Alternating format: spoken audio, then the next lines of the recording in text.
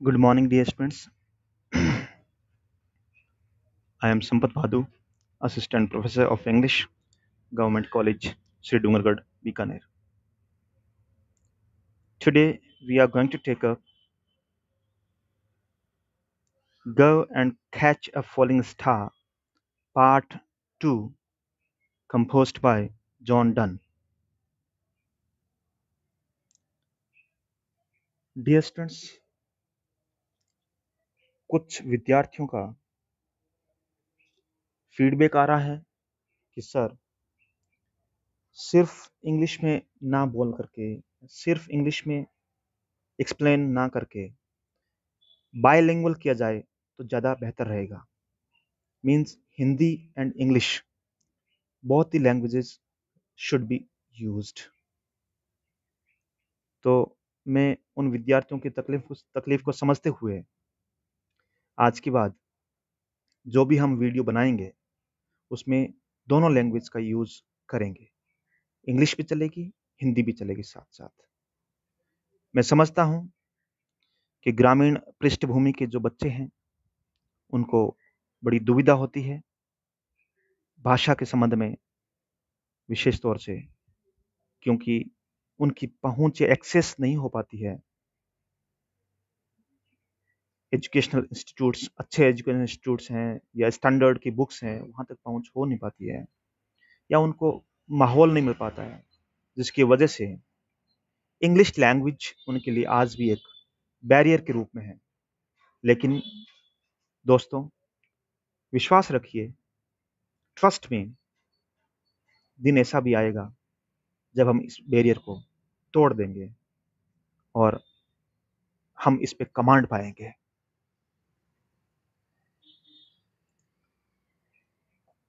तो कोशिश करते रहेंगे, हार नहीं मानेंगे। इंग्लिश किसी की बपौती नहीं है, बस लगे रहना है, डिटर्मिनेशन, पूरे सेक्रीफाइस के साथ, पूरे कंसंट्रेशन के साथ और परसीवियरेंस के साथ। तो ये लैंग्वेज बहुत ही आसान है। तो हम कोशिश करते हैं आज के बाद कि जो भी मेरा वीडियो आएगा पब्लिक में, उसमें हम दोनों लैंग्वेज का यूज करेंगे। इंग्लिश भी होगी, हिंदी भी होगी। ऐसा नहीं है कि सिर्फ हिंदी में पढ़ाएंगे। हिंदी में पढ़ाएंगे तो फिर हमारी जो इंग्लिश लैंग्वेज है, बेसिक जो सब्जेक्ट हम पढ़ रहे हैं, वो अपनी मौलिकता खो देगा, अपनी ओरिजिनलिटी खो देगा। तो दोनों लैंग्वेज का यूज होना भी जरूरी है। और जहां तक कुछ बच्चे कह रहे हैं सर प्रोनाउंसिएशन का थोड़ा हमें प्रॉब्लम होता है, हाँ बिल्कुल होता है, क्योंकि आपने अभी तक स्टैंडर्ड प्रोनाउंसिएशन सुना नहीं है, आप उसके हैबिचुअल नहीं है, यूज टू नहीं है। लेकिन धीरे धीरे धीरे धीरे ग्रेजुअली जैसे जैसे आप सुनते जाएंगे, आप इसके भी यूज टू हो जाएंगे। प्रोनाउंसिएशन हमारा बिल्कुल एक्यूरेट होना चाहिए, क्योंकि प्रोनाउंसिएशन से रिगार्डिंग बहुत सारे कॉम्पिटिटिव एग्जाम्स में भी आजकल क्वेश्चंस पूछे जाते हैं, स्कूल लेक्चर में पूछे जाते हैं, सेकंड ग्रेड में पूछे जाते हैं, रीट में पूछे जाते हैं, ग्रेजुएशन में पूछे जाते हैं, पोस्ट ग्रेजुएशन में पूछे जाते हैं। तो हमें प्रोनाउंसिएशन पार्ट पे भी बहुत ज़्यादा काम करना ही होगा। साथ साथ पोएम का मीनिंग, उसकी थीम, उसकी लिटरेरी डिवाइसेस, उन पे भी काम करेंगे। दोस्तों, विश्वास रखिए और मैं होप करता हूँ कि आप अच्छे से समझेंगे। चलिए, आपकी फीडबैक का पॉजिटिव रिस्पॉन्स देते हुए let's start the poem. Go and catch a falling star, John Donne हमने कल डिस्कस किया था, जो कि एक बहुत ही महान, a great poet of metaphysical poetry. Metaphysical poetry dear students, जिसमें पोइट्स हैं वो beyond this physical world. Meta means beyond, परे, इस संसार से, इस भवसागर से, इस सांसारिक दुनिया से, इस दुनिया से जो परे बाहर जाकर के जो इमेजिन करते हैं और मेटाफिजिक्स के बारे में, जो कल्पना लोक के बारे में लिखते हैं, जिनकी इमेजरी, जिनके मेटाफर्स, कंसीट्स बड़े अजीबोगरीब होते हैं, बड़े स्ट्रेंज होते हैं। वही मेटाफिजिकल पोइट्स हैं। और इन मेटाफिजिकल पोइट्री के अंदर जॉन कीट्स है वो चैंपियन है इनका, जो कि मास्टरमाइंड है। ये एक बहुत ही लीडिंग फिगर है, टॉवरिंग फिगर है इस एज की। Metaphysical poetry belongs to the Elizabethan period, and John Donne is a very interesting poet. It astonishes us. He presents before us strange things which are very interesting, astonishing, and of course, entertaining.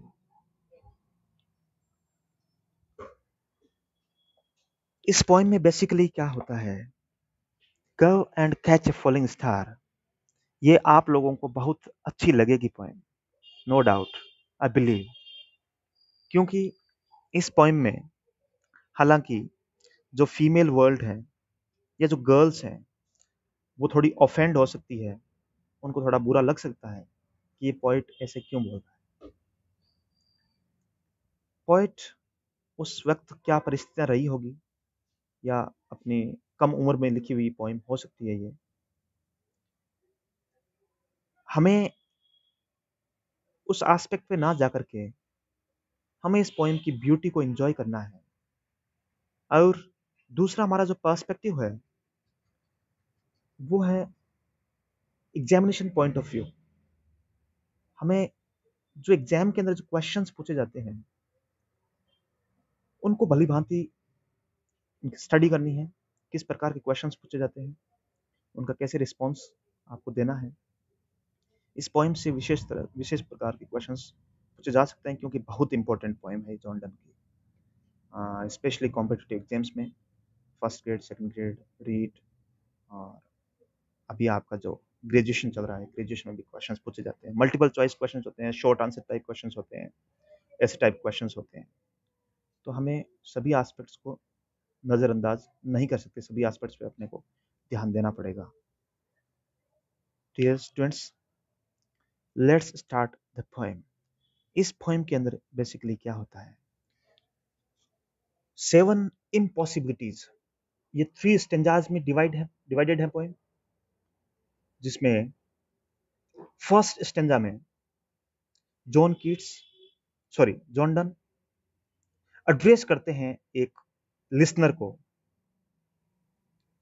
एक व्यक्ति को address करते हुए कहते हैं, John Donne एक speaker के रूप में उसको चैलेंज करते हुए कहते हैं, गो and catch a falling star.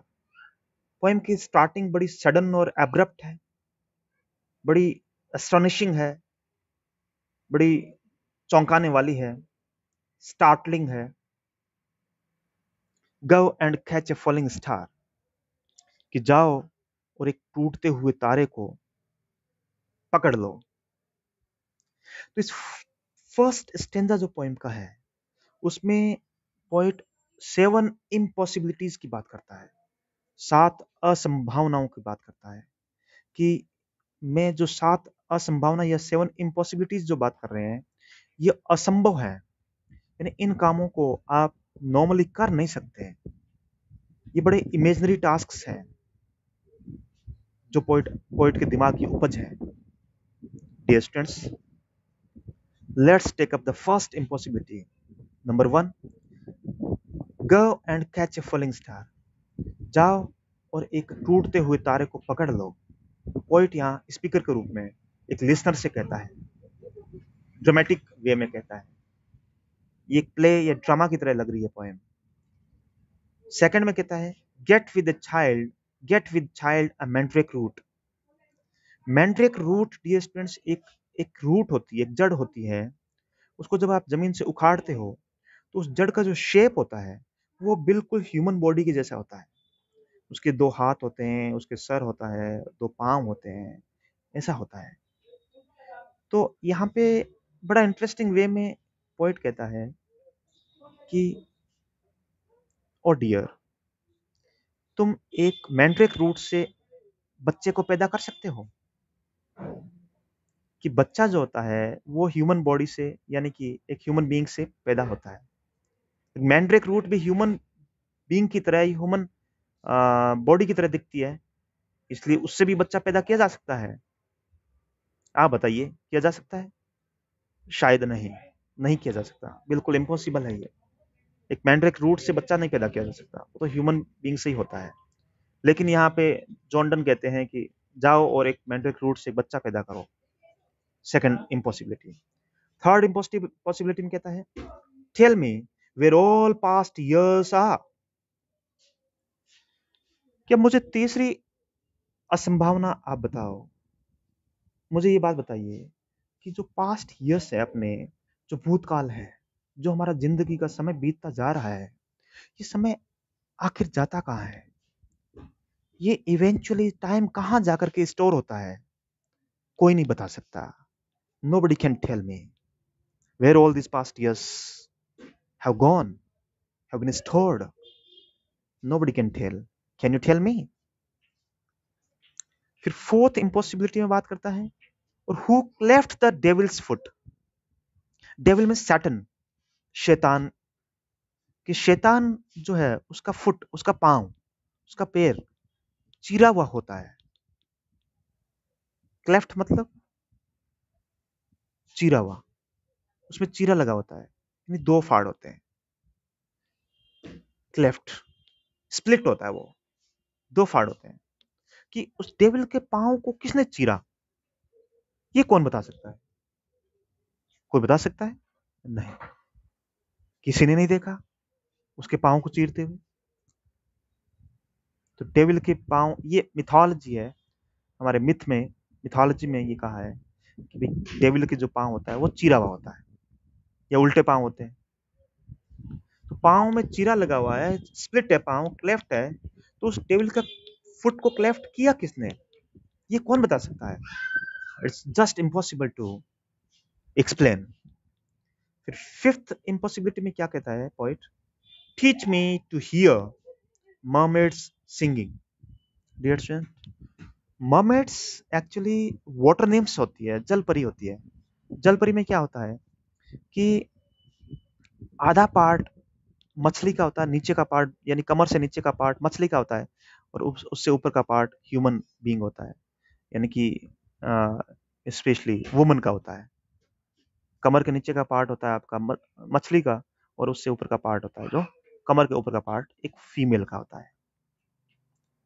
वो मिथोलॉजी में ये कहा गया है कि मर्मेड्स जो होती थी वो सेलर्स को अट्रैक्ट करती थी अपनी तरफ, और जैसे ही पास में जाते थे भस्म हो जाते थे, सेलर्स मर जाते थे। तो उनके सॉन्ग को कोई सुन नहीं सकता। तो पोइट कह रहा है कि मुझे कोई उनके सॉन्ग को सुनने के लिए पढ़ा सकता है? उनका सॉन्ग सुनना पॉसिबल नहीं है, इम्पॉसिबल है, क्योंकि उनके पास जाता तो इंसान भस्म हो जाता है, ऐसी कल्पना है। फिर सिक्स्थ इम्पॉसिबिलिटी में क्या कहता है, और to keep off envy's stinging. Sting का मतलब होता है डंक, यानी कि तकलीफ होती है आपको। एनवी, एनवी का मतलब था ईर्ष्या, जेलसी। कि जेलसी से कोई भी इंसान रहित नहीं है, यानी हर इंसान कभी न कभी जेलस जरूर होता है, एनवियस जरूर होता है, ईर्ष्यालु जरूर होता है। हर इंसान उसका गुलाम होता है ईर्ष्या का। हम जब भी किसी की अच्छी चीज देखते हैं या किसी की सक्सेस को देखते हैं, तो हम भी क्या चाहते हैं? हम चाहते हैं कि हमें भी मिलनी चाहिए वो सक्सेस, हमें, हमारे पास भी वो अच्छी चीज होनी चाहिए। तो ये एक बेसिक ह्यूमन नेचर है डियर्स। इस बेसिक ह्यूमन नेचर को आप ह्यूमन बीइंग से अलग नहीं कर सकते। ये हर किसी के मन में होता है। आप जेलसी आपके दिमाग में आएगी ही आएगी। हाँ, जरूर हमारा मन उस पर ओवर पावर हो जाता है, हमारा दिमाग उस पर ओवर पावर हो जाता है, और दिमाग कहता है नो, हमें जेलस नहीं होना चाहिए।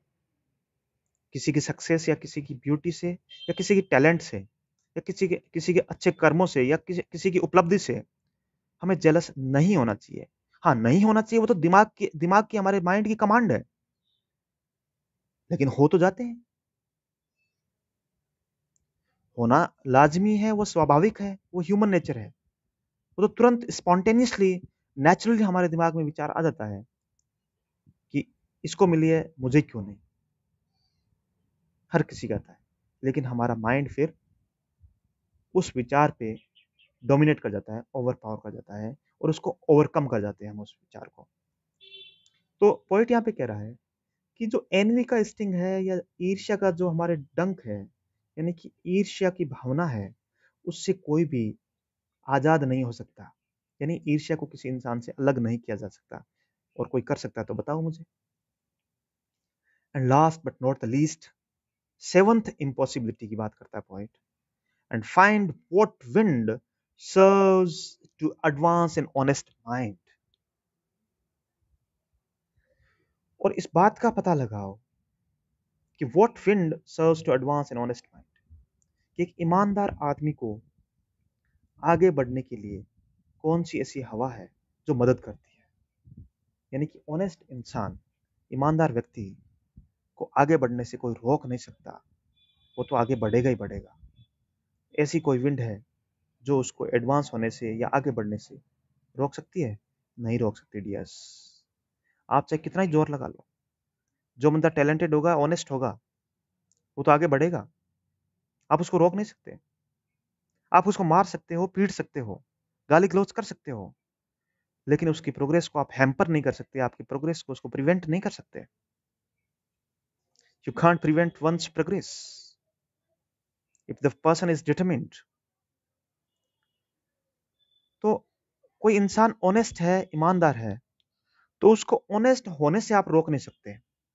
वो ईमानदार होगा तो होगा, आप उसकी ईमानदारी को निकाल नहीं सकते या उसको बेईमान नहीं बना सकते आप। ये किसी के बस की बात नहीं है। तो ओवरऑल डियर स्टूडेंट्स, यहाँ पे बातें हो रही है, 7 इम्पॉसिबिलिटीज की बातें हो रही है फर्स्ट स्टेंजा में। और जॉन डन एक लिसनर को एड्रेस करते हुए कह रहा है, या मान लीजिए लिसनर, रीडर्स को मान लेते हैं, रीडर्स आप लोग ही लिसनर है उसके, और वो कहता है कि ये 7 इम्पॉसिबिलिटीज हैं, जो इम्पॉसिबल थिंग्स हैं, इनको मुझे करके बता दो, यदि आप में ताकत है तो। अब सेकंड स्टेंजा में वो क्या बात करता है? सेकंड स्टेंजा थोड़ा चेंज होता है, या मूड चेंज होता है सेकंड स्टेंजा में, कि हाँ हो सकता है, if thou beest if thou beest born to strange sights, things invisible to see, ride 10,000 days and nights, till age snow white hairs on thee, thou, when thou returnest, wilt tell me all strange wonders that befell thee, and swear nowhere lives a woman true and fair. Second stanza में कहता है, if thou beest born to strange sights, हो सकता है, यहाँ poet listener से कहता है कि कोई बंदा, हो सकता है आप ही बड़ी स्ट्रेंज साइट्स, विचित्र चीजों को देखने के लिए आपके पास पावर हो। मान लीजिए you are born with some magical power to see the strange things, to see the strange sites.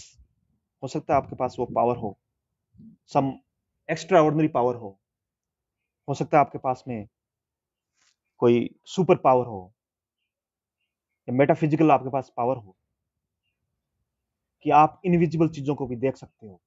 There things which are invisible to see, आप उनको देख सकते हो। आप राइड करो 10,000 डेज एंड नाइट्स, कि 10,000 दिन और रात आप ट्रेवल करो इस दुनिया में, संसार में। Till as snow white hairs on the, जब तक आपके बाल सफेद ना हो जाए। लगभग ये 27 ईयर्स का पीरियड माना जाता है। 10,000 डेज एंड नाइट्स को 27 ईयर्स में आप काउंट कर सकते हैं। तो आज मान लीजिए आप इस दुनिया का कोई राउंड लगाते हैं, जर्नी पे निकलते हैं, टूर पे निकलते हैं, तो आफ्टर 27 ईयर्स आप क्या हो जाओगे? बूढ़े हो जाओगे। आप हेयर है वो सफेद हो जाएंगे, आपके बाल सफेद हो जाएंगे। तो 10,000 डेज और नाइट्स कोई कर सकता है क्या? यहाँ पे डियर स्टूडेंट से हाइपरबोली का यूज हुआ है। राइट, 10,000 डेज एंड नाइट्स, इस लाइन में हाइपरबोली का यूज हुआ। हाइपरबोली जिसको बोलते हैं एग्जैजरेशन। हाइपरबोली और एग्जैजरेशन का मतलब होता है अतिशयोक्ति अलंकार बोलते हैं इसको। यानी कोई बात को बढ़ा चढ़ा करके आप कहते हो, यानी जो चीज रियल नहीं होती है उसको अनरियल या फिर इमेजनरी फॉर्म में बढ़ा चढ़ा करके एक्सेसिव वे में, एग्जैजरेटेड वे में जब बोलते हैं तो उसी को हम हाइपरबोली कहते हैं, या फिर उसको हम क्या कहते हैं? एग्जैजरेशन बोलते हैं। हाइपरबोली और एग्जैजरेशन और अतिशयोक्ति। तो राइट 10,000 डेज एंड नाइट्स, तो 10,000 डेज और नाइट्स है ये लाइन, इसमें आपके हाइपरबोली का यूज हुआ है। ये नोट कर लीजिए इस बात को, बहुत इंपॉर्टेंट चीज है ये कि आप 10,000 डेज और नाइट्स को आप राइड करें, जब तक आपके बाल सफेद हो जाएं तब तक आप राइड करते जाओ। आपके पास वो पावर है कि आप इनविजिबल चीजों को देख सकते हो। ये पावर भी आपके पास हो सकता है because simply because you are born with some strength talent, some strength powers, that you can see the invisible things. So you travel for 10,000 days and nights across the world, across this universe, till your hair grow snow white, as snow as white. Thou when thou returnest while will tell me. और जब आप 10,000 days और nights की journey करके वापस मेरे पास आओगे, यानी पोइट के पास आएगा जब लिसनर, तो आप आकर के वापस मुझे क्या बताओगे? When thou means you, returnest means after returning, wilt means will tell me, आप मुझे बताओगे। thou means you, thou एक आर्काइक वर्ड है। Archaic means old fashion English word है ये। आर्काइक बोलते हैं इसको, आर्काइक वर्ड होता है ये। ओल्ड फैशन इंग्लिश वर्ड, जब एलिजाबेथन पीरियड में, शेक्सपियरियन पीरियड में ये दाउ दी बहुत सारे वर्ड्स हैं जो यूज होते थे। हैथ, डथ, विल्ट, ये आर्काइक वर्ड्स हैं। तो thou means you and thee means you, thy means तेरा या योर, विल्ट मीन्स विल। तो आप जब वापस लौटोगे 10,000 दिन और नाइट की जर्नी करने के बाद जब वापस आओगे, आप मुझे पूरी जर्नी के बारे में बताओगे। All strange wonders that befell thee, कि आप सारे उन स्ट्रेंज चीजों के बारे में बताओगे, उन वंडरफुल चीजों के बारे में बताओगे, उन सारी ब्यूटीफुल ब्यूटीफुल चीजों के बारे में बताओगे, आश्चर्यजनक चीजों के बारे में बताओगे। That befell thee, that came across you, जो आपके सामने आई या आपने जो देखा। And swear nowhere lives a woman true and fair. ये बहुत इंपॉर्टेंट लाइन है। ये जो 3 लाइन है ये बहुत इंपॉर्टेंट लाइन है, और यही इस पोएम की थीम है, क्रक्स है इस थीम का, जिस्ट है इस थीम का, निचोड़ है इस थीम का। कि मैं कसम खाता हूं, पोइट कह रहा है, मैं कसम खाता हूं, नो वेयर, कहीं पे भी नहीं, lives a woman true and fair. कि आप 27 साल की, यानी 10,000 डेज और नाइट्स की जर्नी करके पूरी दुनिया से जब वापस लौटोगे तो आप बहुत सारे वंडरफुल चीजों, वंडर्स के बारे में बताओगे मुझे।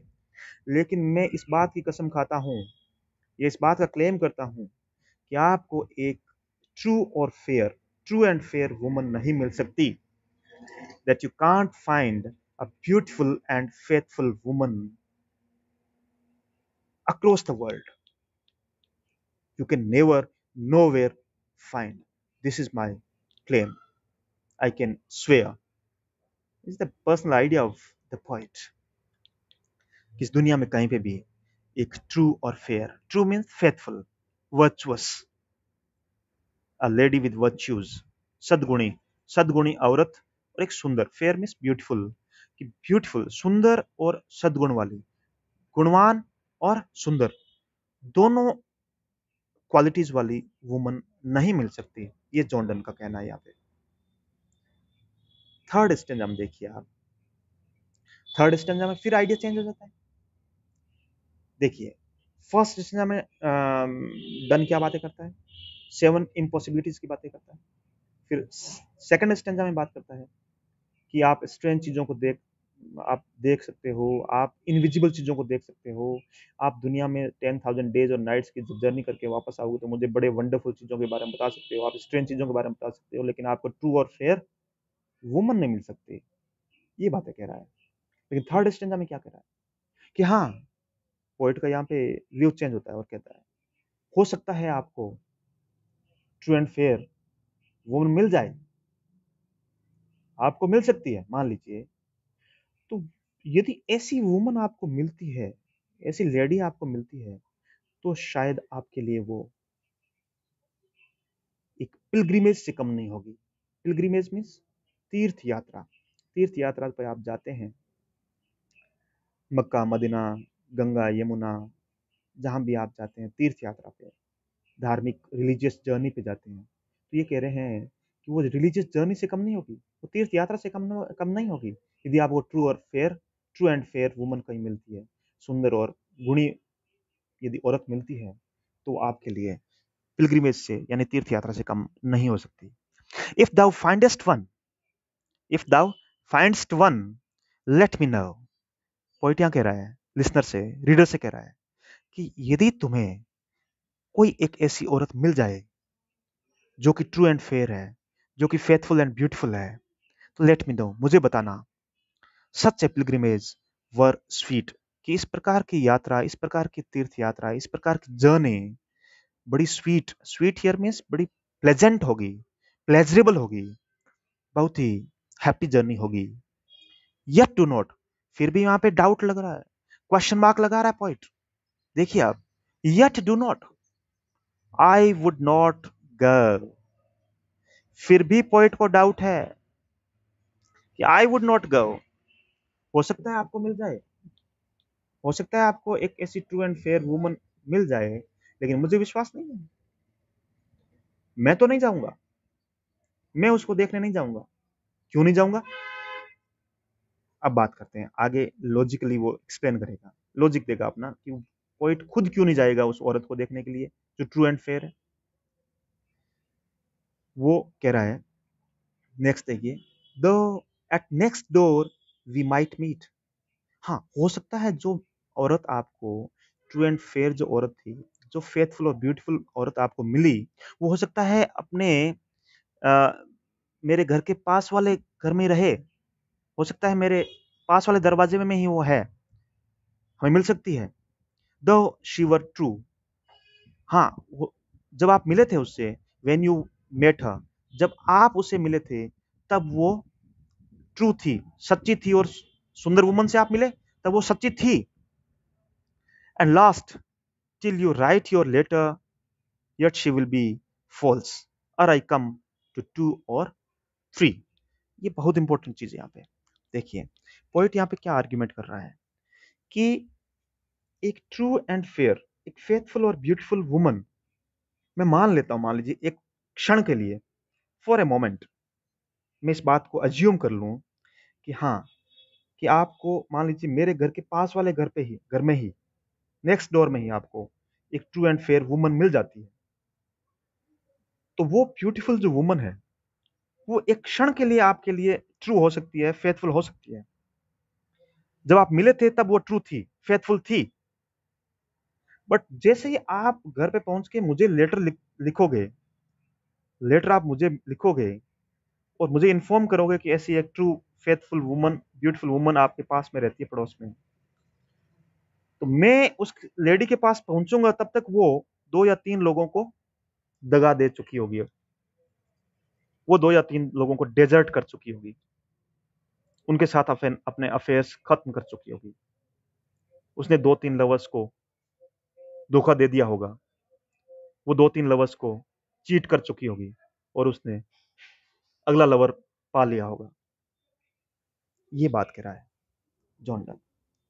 तो जॉन डन का ओवरऑल आइडिया ये है that you can't find a true and fair lady across the world, nowhere you can find. It shows that